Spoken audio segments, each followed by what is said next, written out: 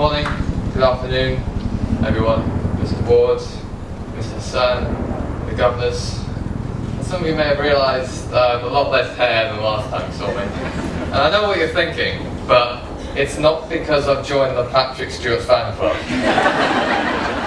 Unfortunately, in March, I was diagnosed with cancer, Burkitt's lymphoma, and I've been receiving intensive chemotherapy at the Teenage and Young Adult Oncology Centre in Bristol. This has been a test for me.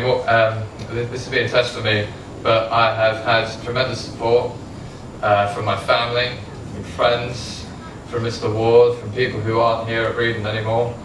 I hope to find out soon, within the next week or so, that I've gone into remission and I can come back to Bredon next year and finish my studies. I've been wanting to do this speech since I first came here 11 years ago. 7 years old, sitting where these little guys are, right at the front, sitting there, looking at the first head boy I seen, doing a speech, thinking, that's pretty cool. Some pretty cool stuff right there. I think when I'm as big and tall and ugly as that guy is, then hopefully I'll be able to do a speech like that one day. So as I'm walking back to the car, down that way with my dad, I'm walking down and I'm saying, "Hey Dad, do you think I can do that one day?" And he's like, "What?" I was like, "Be head boy." And my dad is a Glaswegian, so my dad gives me a Glaswegian wisdom and advice and says, "John, if you become head boy, they will run out of options."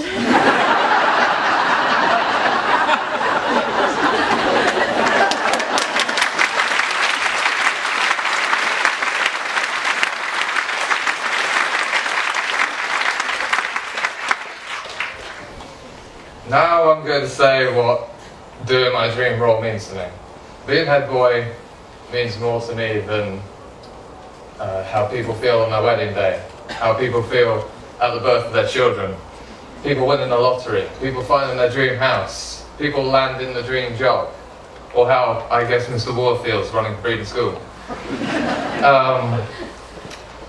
Bredon means more to me than anything really. Bredon is pretty much my third parent.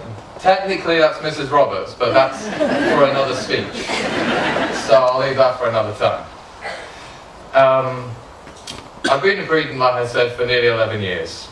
And it has changed my life, beyond explanation. When I arrived in January 2006, I couldn't read, I couldn't write, I couldn't catch, I couldn't run, I couldn't play sports, I couldn't speak in front of one person, let alone 1,000 people that we have here today. And as time went on in Bredon, I learned to read, I learned to write, I learned to speak in front of the 1,000 people we have here today. Again with the sports, whether I did that or not, I'll leave that again for another time. And obviously I would not be able to finish this part of my speech if I was not going to acknowledge the wonderful, beautiful Millie Hounds that I've had the pleasure of working with as head girl for this year, for the time that I was here. It was always such a pleasure to work with Millie. It was never like I had to go and say, "Oh Millie, we have to go do this now," or "We have to do that now." Millie would always be, "Oh yeah, John, we've got to go do this." She should always be reminding me that we have to do stuff. It was, I couldn't really think of a word, to be honest, how it is to work with Millie, because there is nobody more suited to being head girl at Bredon School than Millie House. She's always willing to help people. She enjoys it probably as much as I do, probably nearly as much as I do, I hope so anyway. When she wasn't being head girl, when we weren't working as head boy and head girl, when I had cancer, well I still do have cancer, I don't know why I'm saying when I had. But when I was going through treatment, she was always very supportive through the down times and through the up times. Me and Millie and Elena went for lunch the other day, which was nice. You know, it's just, general nice things like that that Millie does. I would like to wish the new head boy and head girl for next year every success. I hope they try as hard as Millie and I have to make a difference. Well, at least I hope they make a difference.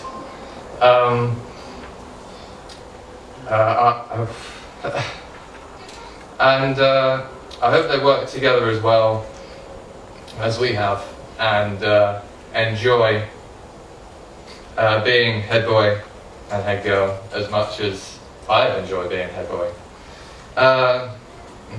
Finally, I've practiced the rest of my speech, but this part I'm just completely winging. This part is that my speech would not be complete if I did not mention the two wonderful people down there who sacrificed everything to send me to the school for 11 years. When I started coming here, my dad was 69 years old. Well, that's the most age of people's grandparents. And the most people's grandparents living in Spain in a retired house. My dad started up work again and didn't retire until he was 78 years old. The reason he worked for that length of time was to be able to send me to this wonderful school. If it was not for my dad or for my mum, I would have not been able to have this wonderful, well, I never would have come here, never would have said to my dad I wanted to be head boy, I never would have had this wonderful opportunity that I have at the moment. So, the people I have to thank the most, more than anybody, is my mum and my dad.